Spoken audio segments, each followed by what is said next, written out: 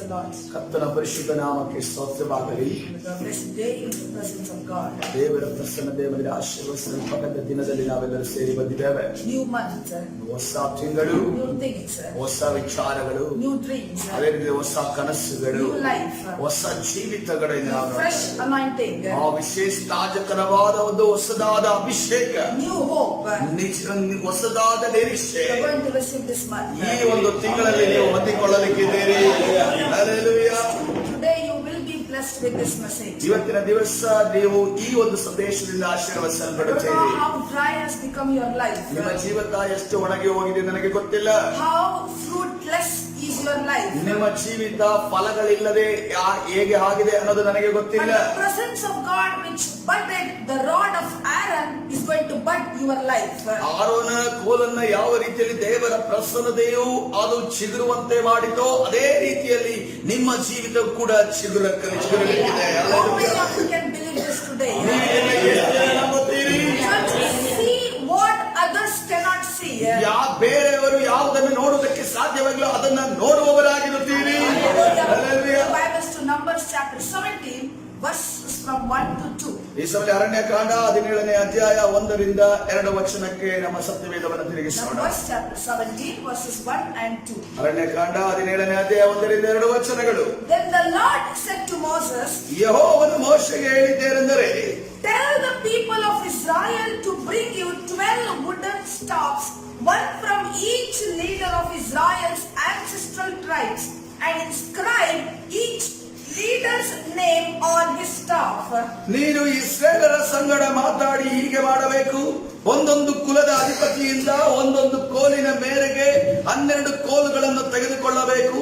ಅವರವನ ಕೋಲಿನ ಮೇಲೆ ಆಯಾ ಕುಲಾಧಿಪತಿಯ ಹೆಸರನ್ನು ಬರೆಯಿಸಬೇಕು. Church, we need to notice something. ನೀವು ಒಂದನ್ನ ಇಲ್ಲಿ ಗಮನಿಸಬೇಕು. When a rod is disconnected from the parent plant, ಯಾವಾಗ ಒಂದು ಕೋಲು ಆ ಒಂದು ತಾಯಿಯಂತೆ ಇರುವಂತಹ ಒಂದು ಗಿಡದಿಂದ ಅಥವಾ ಮರದಿಂದ ವಿಭಾಗಿಸಲ್ಪಡುತ್ತದೋ it cannot bud. ಅದು ಯಾವುದೇ ಕಾರಣಕ್ಕೂ ಚಿಗುರಲು ಸಾಧ್ಯತೆ ಇಲ್ಲ. Tell me this thing. ಇದರ ಒಂದನ್ನ ವಿಚಾರವನ್ನು ಹೇಳ್ರಿ. If a branch is disconnected or cut off from a tree or a plant, ಒಂದು ವೇಳೆ ಮರದಿಂದ ಅಥವಾ ಒಂದು ಗಿಡದಿಂದ ಒಂದು ಕೊಂಬೆಯು ಅದನ್ನ ಕಡಿದು ತೆಗೆದಾಗ can it have any connection to the plant and can it bear any fruit? ಆ ಒಂದು ಮರಕ್ಕೆ ಅಥವಾ ಗಿಡಕ್ಕೆ ಯಾವುದೇ ಒಂದು ಸಂಪರ್ಕ ಇರುತ್ತಾ ಅಥವಾ ಅದು ಫಲ ಬಿಡಲು ಸಾಧ್ಯನಾ? Naturally, it has lost its capacity to grow and capacity to bear fruit. ಸ್ವಾಭಾವಿಕವಾಗಿ ನೋಡುವಾಗ ಆ ಕೊಂಬೆಯು ತನ್ನ ಚಿಗುರುವುದಕ್ಕೂ ಮತ್ತು ಫಲವನ್ನು ಬಿಡುವುದಕ್ಕೂ ಎನ್ನುವ ಕ್ಷಮತೆಯ ಸಾಮರ್ಥ್ಯವನ್ನು ಕಳೆದುಕೊಳ್ಳುತ್ತದೆ. Because it is disconnected itself from the parent plant. ಯಾಕಂದ್ರೆ ಅದು ಮರದಿಂದ ಅಥವಾ ಗಿಡದಿಂದ ಅದು ಬೇರ್ಪಟ್ಟಿದೆ ಎಂದು ನಾವು ನೋಡ್ತಾ ಇದ್ದೇವೆ. Similar to this, ಅದೇ ರೀತಿಯಲ್ಲಿ some of your areas in your life may be dry and may be disconnected. ನಿಮ್ಮ ಜೀವಿತವು ಆ ಒಂದು ಜೀವದಿಂದ ನೀವು ವಿಭಾಗಿಸಲ್ಪಟ್ಟವಾಗಿ ಬೇರ್ಪಟ್ಟವರಾಗಿ ಮತ್ತು ಒಣಗಿದ ರೀತಿಯಲ್ಲಿದ್ದೀರಿ. Maybe you had a dream. ನಿಮಗೆ ಕನಸುಗಳು ಬಿದ್ದಿರಬಹುದು. Maybe you had a vision. ನಿಮಗೊಂದು ದರ್ಶನ ಇರಬಹುದು. Maybe it has now faded over time. ಅದು ದಿನದಿಂದ ದಿನಕ್ಕೆ ಅದು ನೆರವೇರದೆ ಅದು ಅದರ ಒಂದು ಕ್ಷಮತೆಯನ್ನು I ಕಳೆದುಕೊಂಡಿರಬಹುದು. believe your story is about to change today itself. ಇವತ್ತಿನ ದಿವಸ ನಾನು ನಂಬುತ್ತೇನೆ ನಿಮ್ಮ ಒಂದು ಕಥೆಗಳು ಬದಲಾವಣೆ ಆಗುತ್ತವೆ. Hallelujah. See, when an engineering student, ಯಾವಾಗ ಒಬ್ಬ engineering when student he's studying for 4 years, ಆ ಇಂಜಿನಿಯರಿಂಗ್ ವಿದ್ಯಾರ್ಥಿ 4 ವರ್ಷಗಳ ಕಾಲ ಓದುತ್ತಾನೋ what is his dream? ಅದರ ಕನಸು ಏನಾಗಿದೆ? His dream is to become an engineer. ನಾನು ಇಂಜಿನಿಯರ್ ಆಗಬೇಕೆಂಬ ಕನಸು ಆತನಲ್ಲಿ When a ಇರುತ್ತದೆ. medical student studies for, he or she studies for 5.5 years, medical student 5.5 ವರ್ಷಗಳ ಕಾಲ ಆತನು ಓದುವಾಗ what is his dream? ಅದರ ಕನಸು ಏನಾಗಿದೆ? To become a doctor. ಆತನು ಡಾಕ್ಟರ್ ಆಗಬೇಕೆಂದು ಬಯಸುತ್ತಾನೆ. So many people ಆದರೆ ಅನೇಕ ಜನರು are striving hard in this world. ಈ ಲೋಕದಲ್ಲಿ ಅನೇಕ ಶ್ರಮಪಟ್ಟು They ಕೆಲಸ have ಮಾಡುತ್ತಿದ್ದಾರೆ. many dreams, ಅನೇಕ ಕನಸುಗಳು ಅವರಿಗಿದೆ. but they are not able to do it. ಆದರೆ ಅದನ್ನ ಪೂರ್ಣಗೊಳಿಸಲು ಅವರಿಗೆ ಸಾಧ್ಯವಾಗ್ತಾ I ಇಲ್ಲ. know about a person, ಒಬ್ಬ ವ್ಯಕ್ತಿಯ ಬಗ್ಗೆ ನನಗೆ ಗೊತ್ತಿದೆ. very talented person. ತುಂಬಾ ತಲಾಂತುಳ್ಳ ವ್ಯಕ್ತಿ ಆಗಿದ್ದಾರೆ. Next time he got very good percentage. 10ನೇ ಕ್ಲಾಸಿನಲ್ಲಿ ಆತನಿಗೆ ಒಳ್ಳೆ ಒಂದು ಪರ್ಸೆಂಟೇಜ್ ಸಿಕ್ಕಿತ್ತು. If you look at his talent, ಆತನ ತಲಾಂತದಲ್ಲಿ he ನೋಡುವುದಾದ್ರೆ is like a medical student. ಆತನ ಮೆಡಿಕಲ್ ಸ್ಟೂಡೆಂಟ್ ರೀತಿಯಲ್ಲಿ ಆತನ ಕಾಣುತ್ತಾನೆ. But because of many depressions in his life, ಆತನ ಜೀವನದಲ್ಲಿ ಖಿನ್ನತೆಯ ನಿಮಿತ್ತವಾಗಿ He is not doing anything. ಆದ್ರೆ ಏನನ್ನ ಇವತ್ತು ಮಾಡ್ತಾ He ಇಲ್ಲ. had a dream one day. ಆದ್ರೆ ಒಂದು ದಿವಸ ಅದನಿಗೆ He had ಕನಸಿತ್ತು. a vision one day. ಆದ್ರೆ ಒಂದು ತನ್ನ ಮುಂದಿನ ದಿನದಲ್ಲಿ ಒಂದು ದರ್ಶನ ಇತ್ತು. His parents, they were waiting to see what my son is going to become. ನನ್ನ ಮಗನು ಏನನ್ನು ಆಗಲಿಕ್ಕೆ ಹೋಗ್ತಾರೆ ಅನ್ನುವಂತ ರೀತಿಯಲ್ಲಿ ಆತನ ತಂದೆ ತಾಯಿಯರು ಕಾಯ್ತಿದ್ದರು. But the son couldn't do anything. ಆದ್ರೆ ಮಗ ಅದನ್ನು ಏನು ಪೂರ್ಣಗೊಳಿಸಲು ಸಾಧ್ಯವಾಗಲಿಲ್ಲ. What is the reason? ಇದಕ್ಕೆ ಕಾರಣ ಏನಾಗಿದೆ? There is no connection with the true living God. ನಿಜೀವ ಸ್ವರೂಪರಾದ ದೇವರ ಜೊತೆ ಆತನಿಗೆ ಅನ್ಯೋನ್ಯತೆ ಇರಲಿಲ್ಲ ಎಂದು ನಾವು ನೋಡ್ತಾ Let us ಇದ್ದೇವೆ. learn about something about this rod.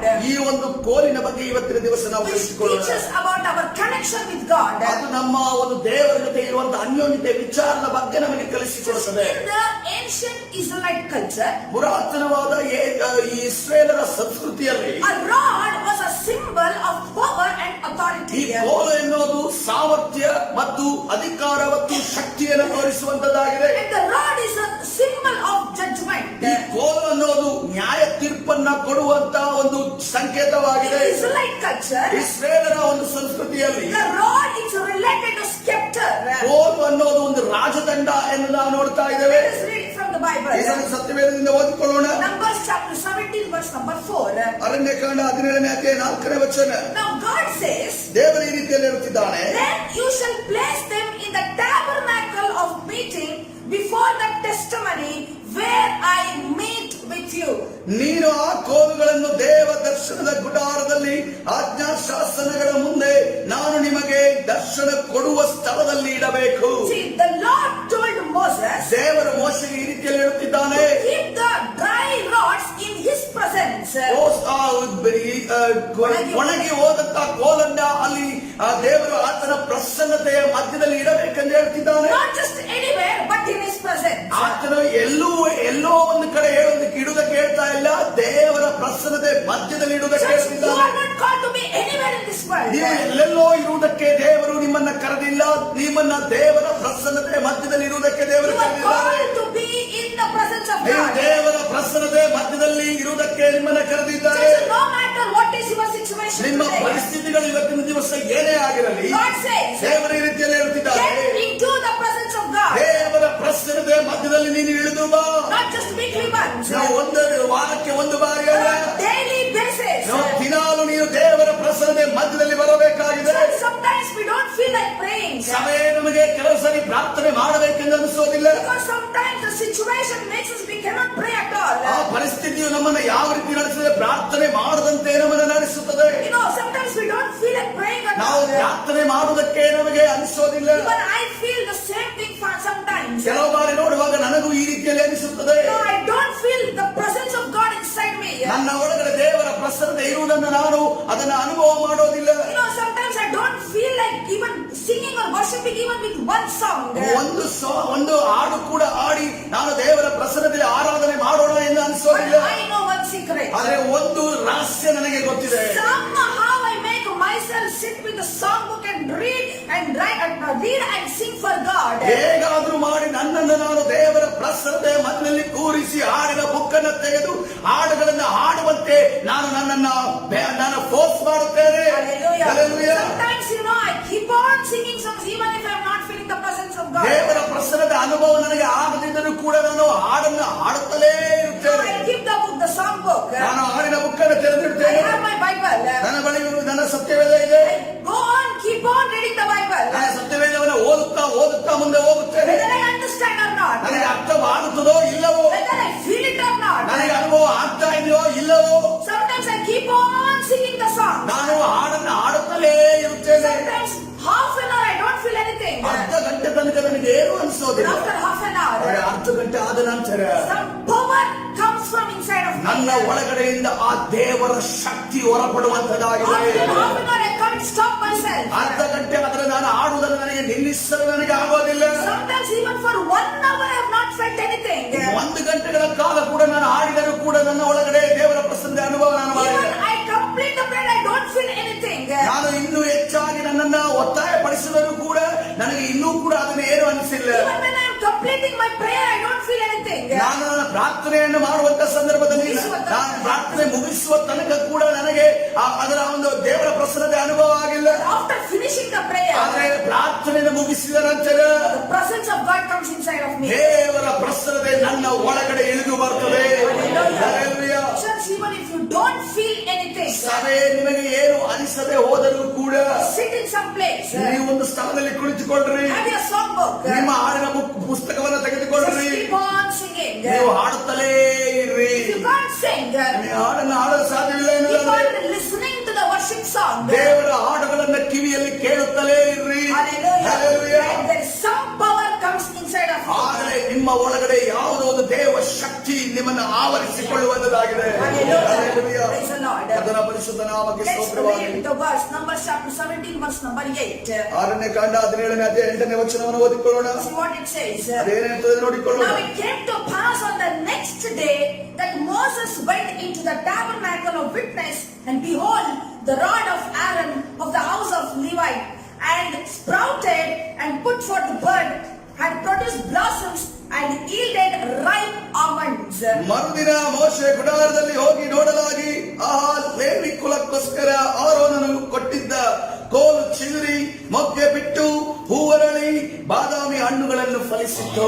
Hallelujah. The 3 stages of fruit. ಆ ಒಂದು ಫಲದ 3 ಸ್ಥಾನಗಳ 3 ಘಟ್ಟಗಳನ್ನು ನಾವು ನೋಡ್ತಾ ಇದ್ದೇವೆ. Budded. ಮೊದಲನೇದಾಗಿ ಚಿಗುರಿದನ್ನು ನಾವು ನೋಡ್ತಾ ಇದ್ದೇವೆ. Number 2, blossom. ಎರಡನೇದಾಗಿ ಮೊಗ್ಗೆ ಬಿಟ್ಟಿದ್ದನ್ನು ನಾವು ಹೂವರಳಿದ್ದನ್ನು ನಾವು ನೋಡ್ತೇವೆ. Number 3 is almond fruit. ಅದೇ ರೀತಿಯಲ್ಲಿ ಬಾದಾಮಿ ಹಣ್ಣನ್ನ ಅಂದ್ರೆ ಫಲವನ್ನ ಬಿಟ್ಟಿದ್ದನ್ನು ನಾವು All ನೋಡ್ತಾ this ಇದ್ದೇವೆ. came to pass when the rod was kept in the presence of God ಈ ಮೂರು- for the whole night. ಈ 3 ವಿಚಾರಗಳು ದೇವರ ಪ್ರಸನ್ನತೆಯಲ್ಲಿ ಆ ಕೋಲನ್ನು ಇಟ್ಟಿದ್ದರ ನಿಮಿತ್ತವಾಗಿ ಈ 3 ಘಟ್ಟಗಳು ಆ ಕೋಲಿನಲ್ಲಿ ನಡೆಯುತ್ತಿದೆ ನಾವು ನೋಡ್ತಾ The ಇದ್ದೇವೆ. whole night.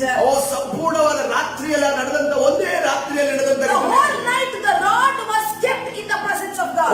ಪೂರ್ಣವಾದ ರಾತ್ರಿ ಆ ದಿವಸ ಆ ರಾತ್ರಿಯಲ್ಲಿ ಆ ಕೋಲನ್ನು ದೇವರ ಪ್ರಸನ್ನತೆಯಲ್ಲಿ ಇಡಲಾಗಿತ್ತು. What did not happen for years or months? ರಾತ್ರಿಗಳು What did not happen for years and months? ವರ್ಷಗಳಲ್ಲಿ ಮತ್ತು ತಿಂಗಳುಗಳಲ್ಲಿ ಯಾವುದು ನಡೆಯಲಿಲ್ಲವೋ ಯಾವುದು ಸಾಧ್ಯ ಆಗಲಿಲ್ಲವೋ It can happen in days in your life. ನಿಮ್ಮ ಜೀವಿತದಲ್ಲಿ ಕೇವಲ ದಿನಗಳಲ್ಲಿ ಅದು ನಡೆಯುತ್ತದೆ. Hallelujah. But make sure you are in the presence of God. ಆದರೆ ದೇವರ ಪ್ರಸನ್ನತೆಯಲ್ಲಿ ಇದ್ದೀರೋ ಇಲ್ಲವೋ ಅನ್ನೋದನ್ನ ನೀವು ದೃಢಪಡಿಸಿಕೊಳ್ಳ್ರಿ. Such difficult matters will start yielding results in your life. ಸಭೆ ನಿಮ್ಮ ಜೀವಿತದಲ್ಲಿ ಕಷ್ಟಕರವಾದ ವಿಚಾರಗಳು ಫಲ ಕೊಡಲು ಪ್ರಾರಂಭಿಸುತ್ತದೆ. Hallelujah. Hallelujah. Let me share a real incident which really happened in very few days. ಕೆಲವು ದಿನಗಳ ಹಿಂದೆ ನನ್ನ ಜೀವಿತದಲ್ಲಿ ನಡೆದಂತಹ ಒಂದು ಘಟನೆಯನ್ನು ನಿಮ್ಮ ಮುಂದೆ ನಾನು ಹಂಚಿಕೊಳ್ಳಲು One ಬಯಸುತ್ತೇನೆ. morning, ಒಂದು ಮುಂಜಾವಿನ the ಸಮಯದಲ್ಲಿ Spirit of God, ದೇವರ ಆತ್ಮನು He was making me to sing some song. ಆತನ ಒಂದು ಹಾಡನ್ನು ಹಾಡುವಂತೆ ನನಗೆ That ಪ್ರೇರೇಪಿಸುತ್ತಾನೆ. song had this meaning. ಆ ಒಂದು ಹಾಡಿಗೆ ಈ ರೀತಿಯ ಅರ್ಥವಿದೆ. Not by my might, but Father, I depend on your strength. ನನ್ನ ಬಲದಿಂದಲ್ಲ, ನಾನು ನಿನ್ನ ಆತ್ಮನ ಮೇಲೆ, ನಾನು ನಿನ್ನ ಮೇಲೆ ಅವಲಂಬಿತಳಾಗಿದ್ದೇನೆ. Do you know this song in Kannada? ಸ್ವಂತ ಶಕ್ತಿಯ ನಂಬಲಿಲ್ಲ ತಂದೆ ನಿನ್ನನ್ನೇ ಆತುಕೊಂಡೆ. This song God made me to sing. ಈ ಒಂದು ಹಾಡನ್ನ ದೇವರು ನನಗೆ ಹಾಡುವಂತೆ ಪ್ರೇರೇಪಿಸಿದರು. I really didn't understand why God is making me to sing this song in this morning. ನನಗೆ ಅದು ಗೊತ್ತಾಗಲಿಲ್ಲ. ಅವತ್ತಿನ ದಿವಸ ಆ ಮುಂಜಾವಿನಲ್ಲಿ ಆ ಮುಂಜಾವಿನ ಸಮಯದಲ್ಲಿ ಆ ಒಂದು ಹಾಡನ್ನು ಯಾಕೆ ನನಗೆ ದೇವರು ಪ್ರೇರೇಪಿಸಿದ್ದಾನೆ ಎಂದು ಅರ್ಥ ಆಗಲಿಲ್ಲ. 8 a.m. 8 ಗಂಟೆಯ ಸಮಯದಲ್ಲಿ I got a call. ನನಗೊಂದು ಕಾಲ್ ಬಂತು, ನನಗೊಂದು ಕರೆ It ಬಂತು. was an emergency ಅದು case. ಒಂದು ಎಮರ್ಜೆನ್ಸಿ ಕೇಸ್ ಆಗಿತ್ತು. They said a girl is met with an accident and she's on the verge of death. ಒಬ್ಬ ಚಿಕ್ಕ ಹುಡುಗಿ ಆಕ್ಸಿಡೆಂಟ್ ಆಗಿದೆ, ಆಕೆ ಒಂದು ಸಾಯುವ ಮಟ್ಟದಲ್ಲಿ ಇದ್ದಾಳೆ ಅನ್ನೋದನ್ನ ಹೇಳಿದರು. So pastor was busy and I and Nitin had to go there. ಆ ಸೇವಕರು ಅಲ್ಲಿ ಬಿಸಿ ಆಗಿದ್ರು. ನಾನು ಮತ್ತು ನಿತಿನ್ ಅವರು ಹೋಗ್ಬೇಕು ಆಗ ಪರಿಸ್ಥಿತಿ ಬಂತು. And when we went into the hospital, ನಾವು ಅಲ್ಲಿ ಹಾಸ್ಪಿಟಲ್ಗೆ ಹೋಗಿದ್ದೆವು. the girl was kept in the ICU. ಆ ಒಂದು ಮಗಳು ಐಸಿಯು ಅಲ್ಲಿ ಆಕೆಯನ್ನು ಇಟ್ಟಿದ್ದರು. Only I got permission to go inside. ನನಗೆ ಒಳಗಡೆ ಹೋಗುವುದಕ್ಕೆ ನನಗೆ ಮಾತ್ರ ಆ ಒಂದು ಪರ್ಮಿಷನ್ ಸಿಕ್ತು. You know it's difficult to go inside ICU.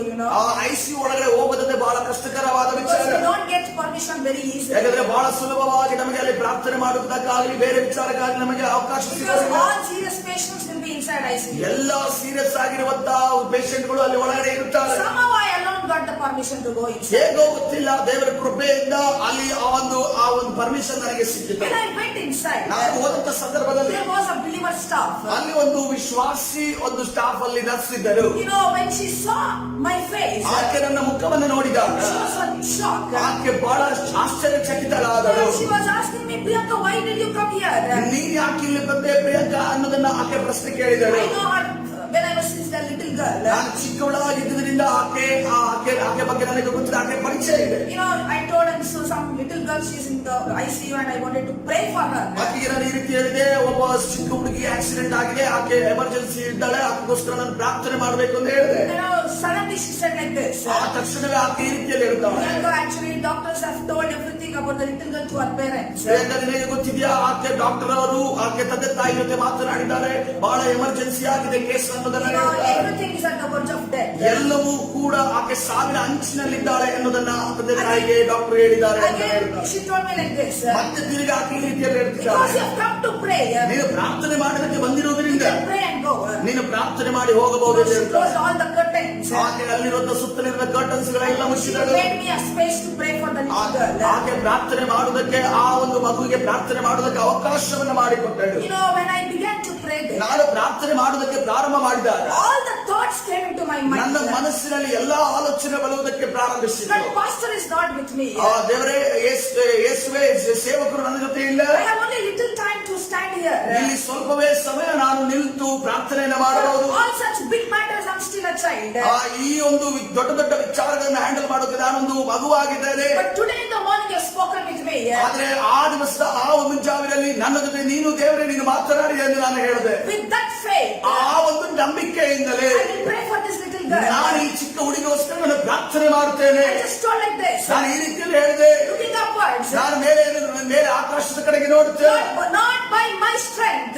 ನನ್ನ ಬಲ ಅಲ್ಲ, ನನ್ನ ಪರಾಕ್ರಮ ಅಲ್ಲ, But depending on you, my Father. ನಿನ್ನ ತಂದೆ, ನಿನ್ನ ಮೇಲೆ ನಾನು ಅವಲಂಬಿತನಾಗಿ I speak life in the name of Jesus. ಯೇಸುವಿನ ನಾಮದಲ್ಲಿ ಮಗುವಿನ ಮೇಲೆ ನಾನು ಜೀವವನ್ನು ಮಾತನಾಡುತ್ತಿದ್ದೇನೆ. Flow in this girl's life. ನಿನ್ನ ದೈವಿಕವಾದ ಪ್ರಸನ್ನತೆ ಈ ಒಂದು ಮಗಳ ಮೇಲೆ ಚಲಿಸಲಿ. I prayed. ನಾನು ಪ್ರಾರ್ಥನೆ When I ಮಾಡಿದೆ. came back home, ನಾನು ತದನಂತರ ಮನೆಗೆ ಬಂದೆ. 3 to 4 days I was praying for the girl. 3 ರಿಂದ 4 ದಿವಸಗಳ ಕಾಲ ನಾನು ಅವಳ ವಿಚಾರವಾಗಿ ನಾನು ಪ್ರಾರ್ಥನೆ ಮಾಡ್ತಾ ಇದ್ದೆ. And I got a call. ಆ ಒಂದು ಅಲ್ಲಿಂದಲೇ ನನಗೆ ಕರೆ ಬಂತು. After 3 to 4 days, 3 ದಿವಸಗಳಾದ the ನಂತರ girl who was in the ICU, ಯಾರ ಐಸಿಯುಲ್ಲಿ ಎಮರ್ಜೆನ್ಸಿ ಕೇಸಲ್ಲಿ ಇದ್ದಂತ ಆ ಹುಡುಗಿ she was shifted to ward. ಆಕೆ ವಾರ್ಡ್ಗೆ ಆಕೆಯನ್ನು ಶಿಫ್ಟ್ ಮಾಡಿದ್ರು. She was taken to Bangalore. Bengaluru ಪಟ್ಟಣಕ್ಕೆ ಆಕೆಯನ್ನು And ಕರೆದುಕೊಂಡು there she was ಹೋದರು. healed. ಆದ ನಂತರ ಆಕೆ ಸ್ವಸ್ಥವಾದಳು. And now she's living in some part of Bangalore. ಆಕೆ ಈಗ ಬೆಂಗಳೂರು ಪಟ್ಟಣದ ಯಾವುದೋ ಒಂದು ಜಾಗದಲ್ಲಿ ಆಕೆ ಜೀವಿಸ್ತಾ ಇದ್ದಾಳೆ. Hallelujah. Glory to God. ದೇವರಿಗೆ ಮಹಿಮೆಯನ್ನು What ಸಲ್ಲಿಸುತ್ತಾರೆ. others cannot see, ಯಾರು ಬೇರೆ ವ್ಯಕ್ತಿಗಳು ಯಾವುದನ್ನ ಕಾಣಲಿಕ್ಕೆ we ಸಾಧ್ಯವಾಗಲಿಲ್ಲ, as a child of God, we have to see. ನಾವು ದೇವರ ಮಕ್ಕಳು ಅದನ್ನ ಕಾಣಬೇಕಾಗಿದೆ. Hallelujah. When you are in the presence of God, ನೀವು ದೇವರ ಪ್ರಸನ್ನತೆ ಮಧ್ಯದಲ್ಲಿರುವಾಗ when God speaks, ದೇವರು ಯಾವಾಗ ಮಾತನಾಡುತ್ತಾರೋ it shall come to pass. ಅದು ಖಂಡಿತವಾಗಿ ನೆರವೇರುತ್ತದೆ. Hallelujah.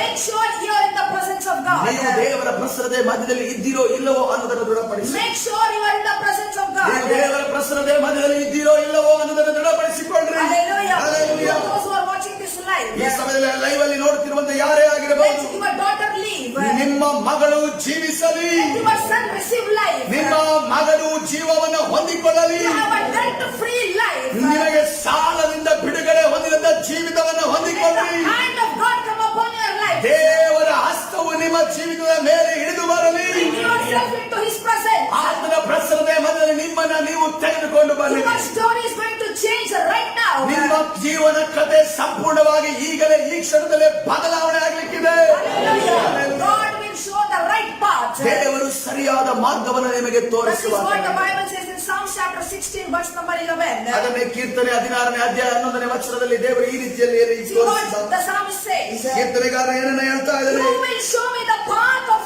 life. In your presence is fullness of joy. At your right hand there are pleasures forevermore. ನೀನು ನನಗೆ ಜೀವ ಮಾರ್ಗವನ್ನು ತಿಳಿಯಪಡಿಸುವಿ, ನಿನ್ನ ಸಮ್ಮುಖದಲ್ಲಿ ಪರಿಪೂರ್ಣ ಸಂತೋಷವಿದೆ, ನಿನ್ನ ಬಲಗೈಯಲ್ಲಿ ಶಾಶ್ವತ ಭಾಗ್ಯವಿದೆ. Praise the Lord. ಕರ್ತನ ಪರಿಶುದ್ಧ ನಾಮಕ್ಕೆ ಸ್ತೋತ್ರ. God bless everyone according to this word of ದೇವರ God. ವಾಕ್ಯದ ಪ್ರಕಾರ ನಿಮ್ಮನ್ನೆಲ್ಲರನ್ನ ಆಶೀರ್ವದಿಸಿ. Every dead thing come into life. ಎಲ್ಲ ಸತ್ತಂತ ವಿಚಾರಗಳನ್ನು ಜೀವಕ್ಕೆ ಬರಲಿ. Hallelujah. Hallelujah. God bless everyone according to Psalms chapter 16 verse number 11. ಕೀರ್ತನೆ 16ನೇ ಅಧ್ಯಾಯ 11ನೇ ವಚನದ ಪ್ರಕಾರವಾಗಿ ದೇವರು ನಿಮ್ಮನ್ನೆಲ್ಲರನ್ನ ಆಶೀರ್ವದಿಸಿ.